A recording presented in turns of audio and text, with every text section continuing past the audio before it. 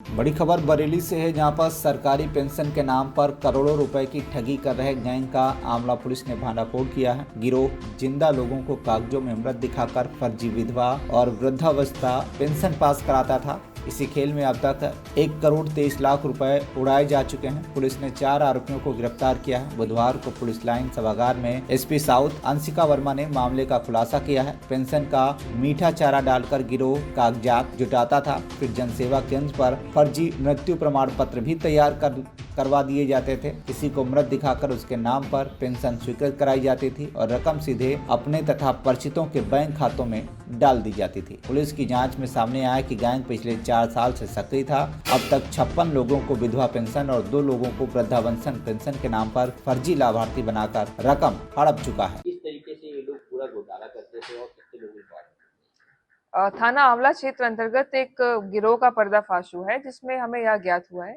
कि इन 4 व्यक्तियों द्वारा मिलकर भोली भाली महिलाओं को झांसा दिया जा रहा था और यह बताया जा रहा था कि एक महामाया नाम की योजना चल रही है, जिसके अंतर्गत यदि आधार कार्ड दिया जाएगा तो डबल होकर पैसे वापस मिलेंगे।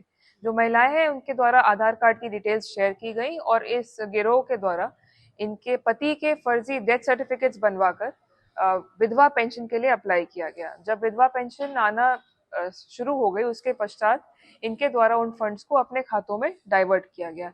इस प्रकार के फिलहाल 56 खाते हमारे सामने आए हैं। 56 खाते जो विधवा पेंशन से संबंधित है और 2 खाते जो वृद्धावस्था पेंशन से संबंधित है, वो हमारे सामने आए हैं।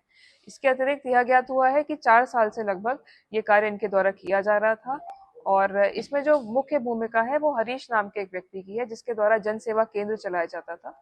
ये एसबीआई मित्र का भी काम करता था और इसके द्वारा कई खाते इस तरीके के खुलवाए गए, जिसके बारे में फिलहाल जांच प्रचलित है। इसके अतिरिक्त जो 3 और व्यक्ति हैं जिनको गिरफ्तार किया गया है, इनके नाम मुनीश, प्रमोद और शांति स्वरूप है। इनके द्वारा महिलाओं को बरगलाकर उनको यह बताकर कि महामाया योजना चलाई जा रही है, इससे पैसे डबल होंगे, यह कहकर उनसे पैसे भी प्राप्त किए गए हैं और विधवा पेंशन के अंतर्गत उनको जो लाभ दिलाने का वादा किया गया है। और वो महिलाएं क्योंकि पढ़ी लिखी नहीं थी, उनको यह ज्ञात नहीं था कि उनके द्वारा आधार कार्ड डिटेल्स क्यों ली जा रही हैं। इसमें जब जांच की गई तो यह भी ज्ञात हुआ है कि इसमें कूट रचना की गई है सरकारी अभिलेखों की, और जिसमें सबसे मुख्य है डेथ सर्टिफिकेट। इनके द्वारा डेथ सर्टिफिकेट का जो क्यूआर कोड होता है उससे छेड़छाड़ की गई है और फर्जी सिग्नेचर किए गए लेखपाल के और तहसील के फर्जी मुहर भी लगाए गए हैं। जब फाइनेंशियल इन्वेस्टिगेशन की गई इसमें तो यह ज्ञात हुआ कि लगभग 4 लोगों के 8 खाते हैं, जिसमें 3 साल के अंदर 1.25 करोड़ का ट्रांजैक्शन हुआ है। फिलहाल खातों में 0 बैलेंस है, तो जहां भी इसका उपयोग किया है उस पर भी कार्रवाई की जाएगी और गैंगस्टर एक्ट के अंतर्गत इन पर कार्रवाई करके संपत्ति का जब्तीकरण भी कराया जाएगा। इन्होंने अपनी पत्नी का भी अपना डेथ जी, सर्टिफिकेट बनवा के एक बात और है जो नोट करने की है। इसमें से 3 व्यक्ति जो हैं, हरीश, मुनीश और शांति स्वरूप, इन्होंने स्वयं का डेथ सर्टिफिकेट भी बनवाया है और उनकी बीवियों को भी जो विधवा पेंशन होती है वो प्राप्त हो रही है।